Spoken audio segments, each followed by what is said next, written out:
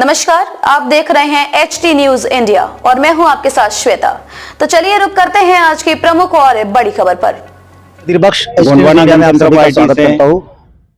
विधानसभा चुनाव का नामांकन अर्ज भरने की आज आखिरी तारीख है 29 अक्टूबर और आने वाले 4 तारीख हिंगनघाट में कई लोगों ने अपक्ष और पार्टी की ओर से यहाँ पर नामांकन अर्ज भरने आ रहे हैं। और जैसा कि आप देख रहे हैं उप विभागीय अधिकारी कार्यालय में सुबह से ही नामांकन अर्ज भरने के लिए यहाँ एक होड़ सी लगी है। लेकिन इसमें आज ऐसा देखने को मिला है कि राष्ट्रवादी कांग्रेस पार्टी की ओर से जिन्हें अधिकृत उम्मीदवारी मिली है शरद पवार गढ़ से, उनके अलावा जो राष्ट्रवादी कांग्रेस शरद पवार गढ़ से जो नेता है हिंगनघाट के एडवोकेट सुधीर बाबू कोठारी, राजू बाबू तिमांडे और अतुल वांदिले, ये तीनों लोग आज यहाँ फॉर्म भरने के लिए आने वाले हैं। तो हम इन तीनों से जानेंगे राष्ट्रवादी कांग्रेस की उम्मीदवारी को लेकर, और भी कुछ यहाँ पर दूसरे अपक्ष उम्मीदवार है उनसे भी जानेंगे कि उनके विधानसभा फॉर्म भरने पर उनकी क्या मंशा है, आगे उनकी क्या भूमिका रहेगी। तो सबसे बड़ा तो सवाल यही है कि हिंगनघाट में जो राष्ट्रवादी कांग्रेस शरद पवार गढ़ के जो 3 नेता फिलहाल में हिंगनघाट शहर में एडवोकेट सुधीर कोठारी, राजू तिमांडे और अतुल वांदिले, ये तीनों लोग अपना यहाँ नामांकन अर्ज भर रहे हैं, जिसमें 2 अपक्ष है और एक अधिकृत उम्मीदवार राष्ट्रवादी कांग्रेस शरद पवार गढ़ से अतुल वांदिले है। तो इनकी क्या भूमिका होगी इस विधानसभा चुनाव में? क्या वो अपना नामांकन वापस लेंगे 4 नवंबर को, या वो अपना स्टैंड रखेंगे फॉर्म? तो इन सभी सवालों के जवाब जानने के लिए हम इनसे जानेंगे क्या उनके मन में है। यहाँ पे उम्मीदवारी का अपक्ष फॉर्म भरे हैं और इसके पहले आपने एक जैसे कहा था कि हम अपक्ष फॉर्म नहीं भरेंगे, जो भी महाविकास आघाड़ी का उम्मीदवार रहेगा हम सब मिलकर उसे काम करेंगे। तो अब आपकी क्या इसमें भूमिका? मैंने बिल्कुल कहा था और मैंने ही कहा था, लेकिन पक्ष ने हमको आश्वासन दिया था कि आप सब लोगों को विश्वास में लेने के बाद में ही उम्मीदवारी फाइनल की जाएगी। पक्ष ने वैसा किया नहीं करके हमें अपक्ष फॉर्म डालना पड़ा। तो आने वाली जो 4 तारीख को है तो उसमें क्या विड्रॉल लिया जाएगा या आप अपनी भूमिका स्पष्ट रखेंगे? नहीं, हमारी भूमिका तो तय होगी। आज तो नामांकन पत्र दाखिल करने की आखिरी तारीख है। इसके बाद में हम हमारे कार्यकर्ताओं से विचार विमर्श करेंगे, उनकी मीटिंग बुलाएंगे।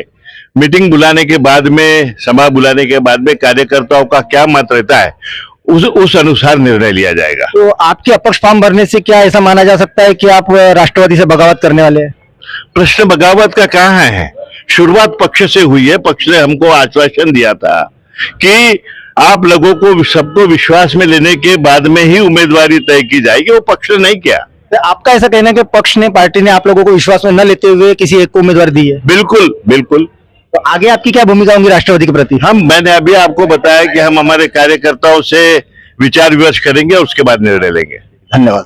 तो जैसा कि एडवोकेट सुधीर बाबू कोठारी ने बताया कि वो अपने कार्यकर्ताओं से मिलकर पार्टी के बारे में विचार विमर्श करेंगे और उसके बाद में कोई फैसला लेंगे। अभी फिलहाल में उन्होंने यहाँ अपना फॉर्म भरा है और उसी तरह माजी आमदार राजू तिमांडे वो भी फॉर्म भरने के लिए अंदर गए। हम उनसे भी जानेंगे राष्ट्रवादी कांग्रेस से बगावत करके वो फॉर्म भर रहे हैं या वो आगे अपना फॉर्म विड्रॉल करेंगे। आप पिछले 25 सालों से राष्ट्रवादी कांग्रेस के एक नेता के तौर पर माजी आमदार भी बने हैं और आज आप अपक्ष फॉर्म भरे, इसमें आपकी ऐसी क्यों भूमिका रही? 25 साल से नहीं, हम लोग कांग्रेस राष्ट्रवादी मिलके हमारे क्षेत्र में, जिले में 50 साल से काम कर रहे हैं। तो उसके बाद में एडवोकेट सुधीर बाबू कोठारी और मैं यानी अध्यापक राजू तिमांडे, हमने पक्ष को उम्मीदवारी मांगी और हमारा पूरा क्षेत्र हमने हमारे दोस्त भाई के भरोसे पे, हित संबंधों के भरोसे पे बांधा हुआ है। तो जैसा कि आप हमेशा से राष्ट्रवादी कांग्रेस के सुप्रीमो शरद पवार साहब को अपना पितृतुल्य मानते हैं और आज आप उन्हीं पार्टी से बगावत कर रहे हैं, ऐसा क्यों? बगावत नहीं कर रहा मैं। लोकसभा में जब मेरे को टिकट देने का शरद पवार ने फाइनल किया, फिर लोकसभा में मेरी टिकट दूसरे को दी कैसी? राष्ट्रवादी की।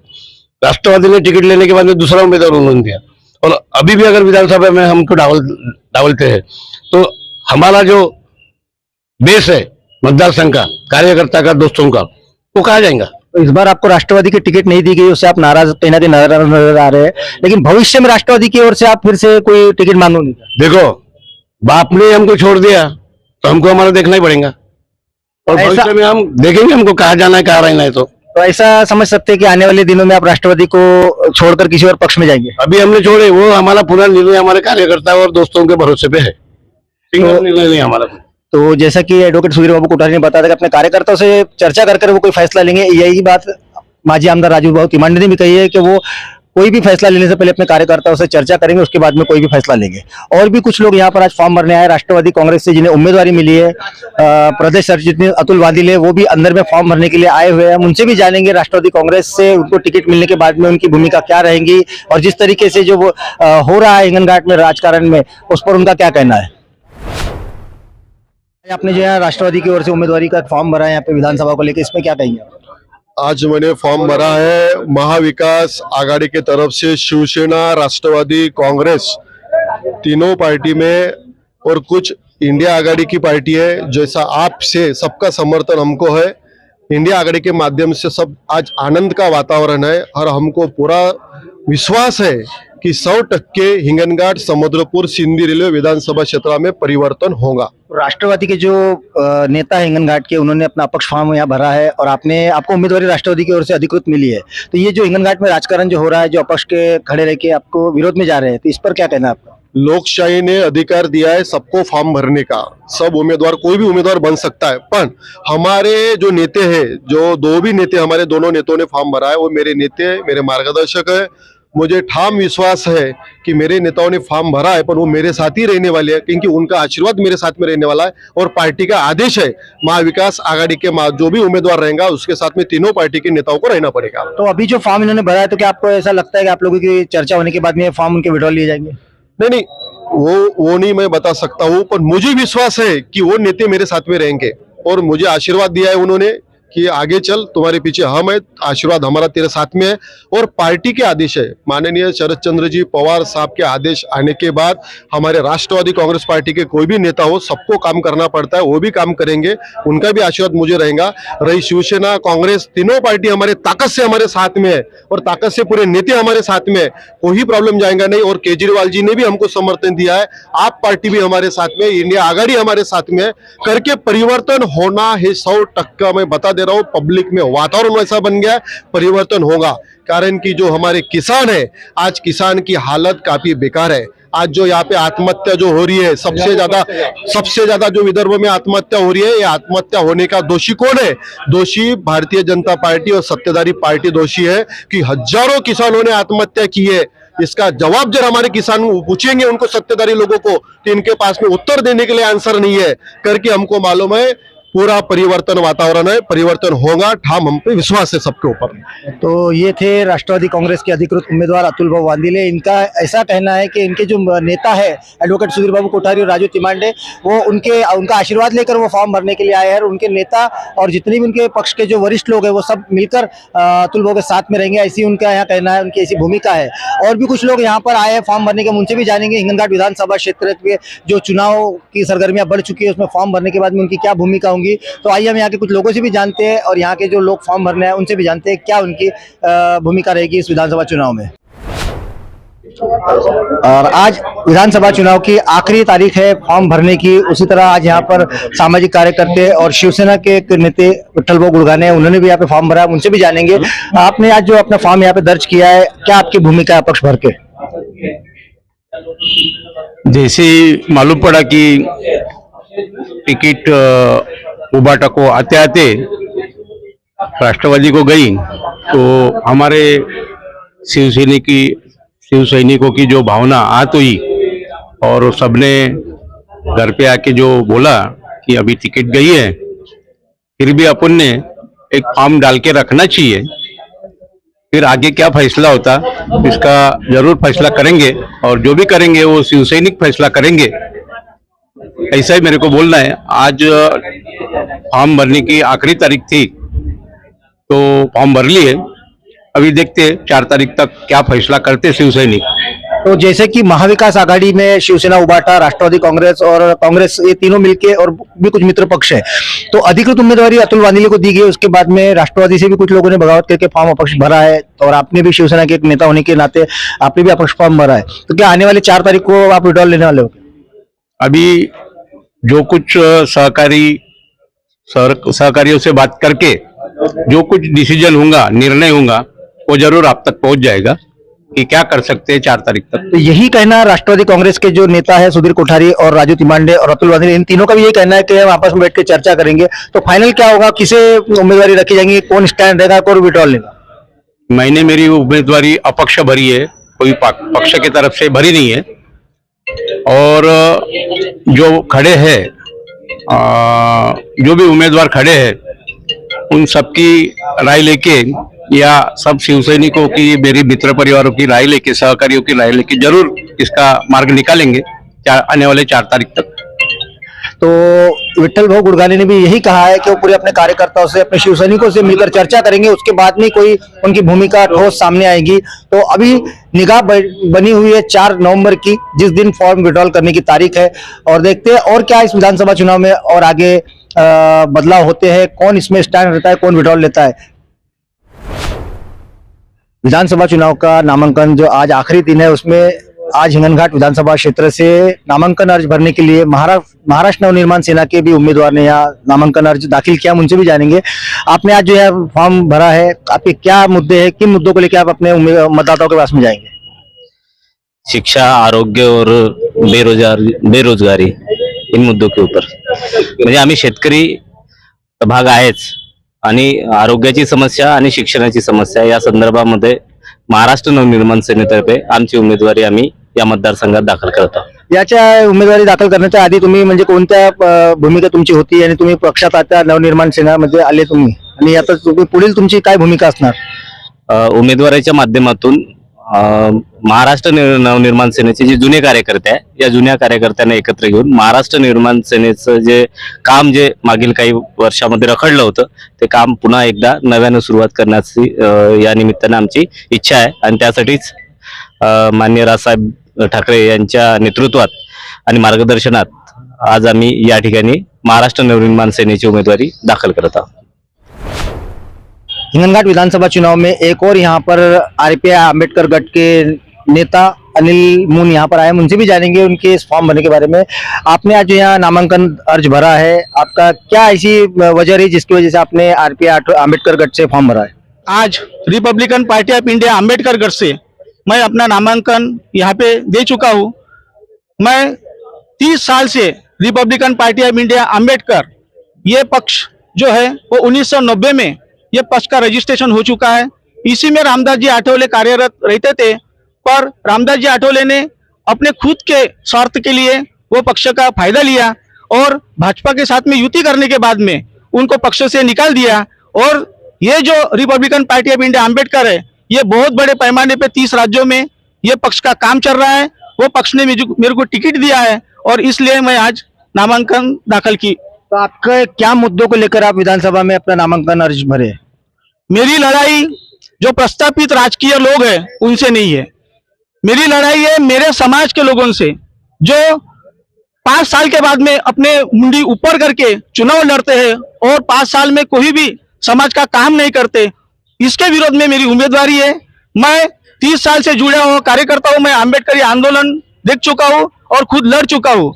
इसलिए मेरी उम्मीदवारी इन प्रस्तापित लोगों से न रहते हुए जो समाज में, और तीसरे क्रमांक का हमारा वोट बैंक है, ये हिंगनघाट तहसील में तीसरे क्रमांक का वोट बैंक है। और वोट बैंक रहने के बाद में अपना मतों का विभाजन कैसा हो, इसलिए ये उम्मीदवार खड़े रहते हैं। मैं भी सोशल वर्कर हूँ और मेरे को भी अधिकार है, भारतीय संविधान ने दिया हुआ, इसलिए मैं आज नामांकन दाखिल। जैसा कि आपने कहा है कि आपकी लड़ाई प्रस्तापित नेताओं से न होकर अपने समाज के लोगों से, जो 5 वर्ष अलग अलग रहने के बाद में चुनाव आती है, एक्टिव हो जाती है, तो आप इसके बारे में कुछ चर्चा कर या विचार विमर्श करके एक जगह आकर आप अपनी ताकत क्यों नहीं दिखाते? मैं समाज के लोगों से 10 बार मिल चुका हूँ कि हिंगनघाट में अपना एक ही कैंडिडेट रहना चाहिए। अभी एक मीटिंग हो गई, उसमें कोर कमेटी बन गई 4 लोगों की। अब कोर कमेटी 4 लोगों की बन गई, वो बोलते हैं कि हम देखेंगे 30 तारीख को जो फॉर्म विड्रॉ होने का है या कटने का है, उसके बाद में हम ठहराएंगे कि समाज को किसके उम्मीदवार के साथ में रहना चाहिए। मेरा ऐसा मानना है कि अधिकृत पक्ष के जो लोग हैं, क्या वो फॉर्म वापस लेंगे, क्या मैं फॉर्म वापस लूंगा, कौन वापस लेना चाहता है? फिर ये समाज ने पहले ही, चुनाव के पहले ही इन्होंने डिसाइड करना चाहिए था। अभी हालात इतना हो चुका है कि सामने सभी उम्मीदवार निकल चुके हैं लड़ाई के लिए और संघर्ष के लिए।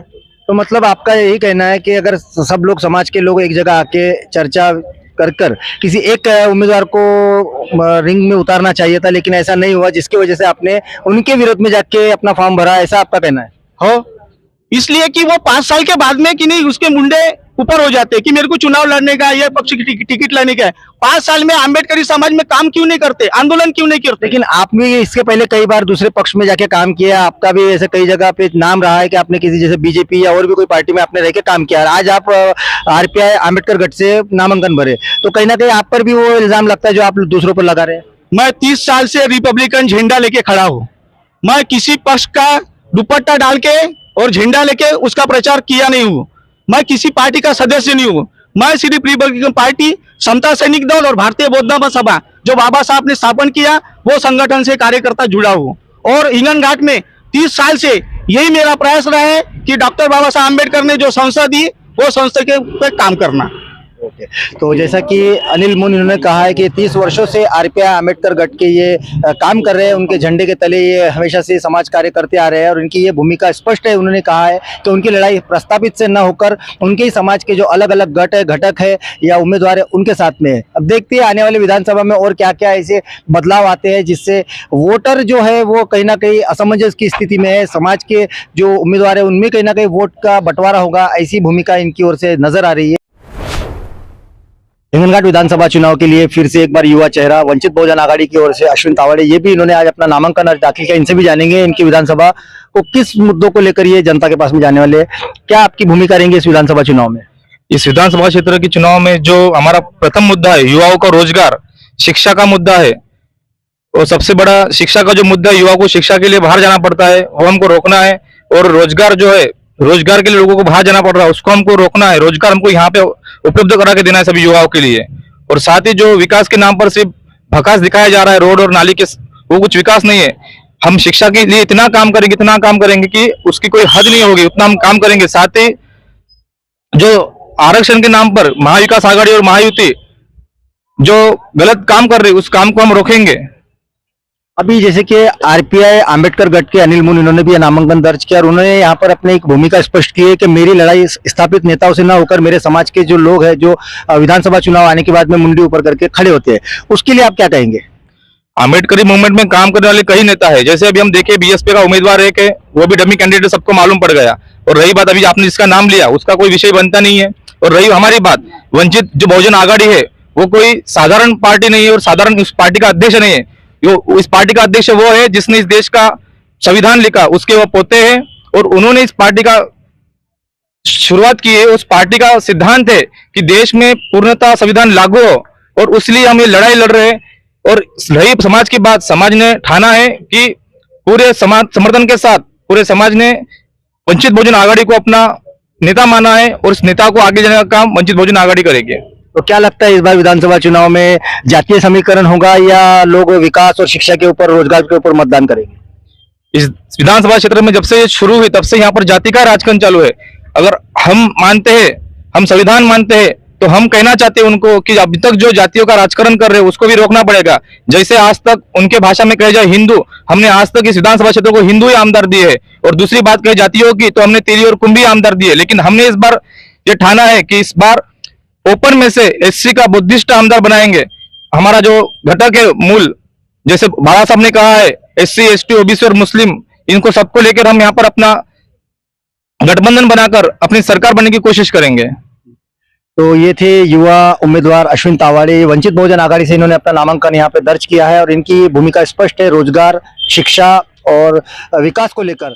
और तो आज विधानसभा चुनाव की आखिरी तारीख थी नामांकन अर्ज करने की, जिसमें एडवोकेट सुधीर कोठारी, राजूत भाऊ तिमांडे, अतुल वांदिले, विट्ठल भाऊ गुड़घाने जो कि शिवसेना उबाटा से थे, लेकिन आज उन्होंने अपना यहाँ अपक्ष नामांकन भरा है। और उन्होंने जो कहा है, देखते हैं आने वाले 4 नवंबर तक के कौन अपना फॉर्म स्टैंड रखता है, कौन अपना फॉर्म विड्रॉल करता है। और उसी साथ में बहुत से अपक्ष लोग भी है जिन्होंने यहाँ पे विधानसभा का उम्मीदवारी का फॉर्म भरा है। अब आने वाली 4 तारीख पर सबकी निगाह टिकी हुई है, कौन विधानसभा चुनाव में हिंगनघाट विधानसभा क्षेत्र से स्टैंड रहता है और कौन विड्रॉल करता है। इसी तरीके की और भी विधानसभा से जुड़ी हुई खबरों को जानने के लिए देखते रहे एचटी न्यूज इंडिया। खबरों में अब तक के लिए बस इतना ही, फिर होगी आपसे मुलाकात ऐसी किसी बड़ी और खास खबर के साथ। तब तक के लिए नमस्कार और देखते रहिए एचटी न्यूज इंडिया।